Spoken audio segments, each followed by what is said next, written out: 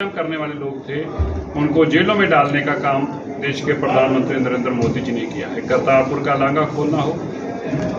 या पूरे देश के अंदर एक राष्ट्रीय दिवस वीर बाल दिवस के रूप में मनाकर पूरे देश को बाबा जोरावर सिंह और बाबा फतेह सिंह जी का इतिहास पढ़ाना हो, देश के प्रधानमंत्री मोदी जी ने किया है। इसलिए हम सब चाहते हैं कि देश के प्रधानमंत्री अब की बार 400 सीटों के साथ जब जीत कर आएँ तो जम्मू की सीट जब हम तरफा उनका साथ दे, इसके लिए हम अपने साथ लोगों से बातचीत करने के लिए आए हैं। हमें यकीन है कि मोदी जी की जो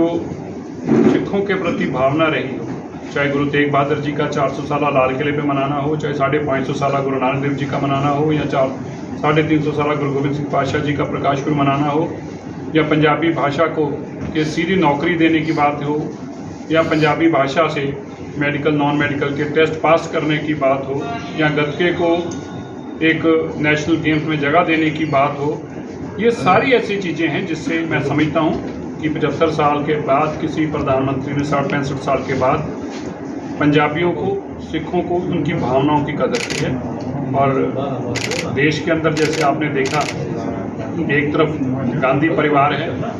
जिनके माता जी का पूरा जोर लगा हुआ है कि कितनी बार उस बेचारे को लॉन्च कर चुके हैं कि किसी तरीके वो लॉन्च हो रहे, और वो है कि वो लॉन्च होने का नाम ही नहीं ले रहे। एक बार 400 सीटें आने वाली ये पार्टी थी, कभी कांग्रेस की 400 सीटें आती थी, हिमालय जितनी बड़ी पार्टी थी, अब बेचारी एक छोटे से शहर जितनी भी नहीं रह गई।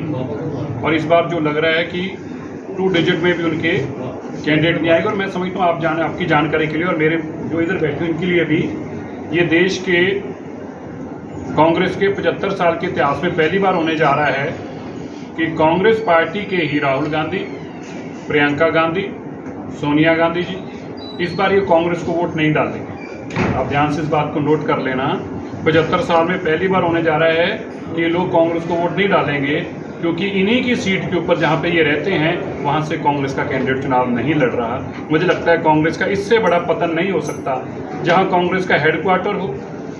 जहाँ कांग्रेस की अध्यक्षा का घर हो, जहाँ कांग्रेस के राहुल गांधी का घर हो, जहाँ कांग्रेस की प्रियंका गांधी का घर हो, वहाँ से भी उनका सफाया हो चुका हो और उनका कैंडिडेट वहाँ ना हो, वहाँ भी कोई और पार्टी चुनाव लड़ रही हो, मैं समझता हूँ इससे ज़्यादा पतन किसी पार्टी का नहीं हो सकता। इसलिए मोदी जी का लोग साथ देंगे और मोदी जी को जिताएंगे। 400 सीटों के साथ फिर से भारत में सरकार बनाएंगे और ये सरकार पिछड़े की, गरीब की, किसान की, मजदूर की, ये उन लोगों की सरकार है जो लोगों के घर तक प्रधानमंत्री जी सीधा उनके हक पहुंचाने का काम करते हैं। इसलिए 400 पार जो सरकार है उसके लिए हम सब लोग यहाँ इकट्ठे होकर आज मोदी जी के लिए प्रचार कर करेंगे।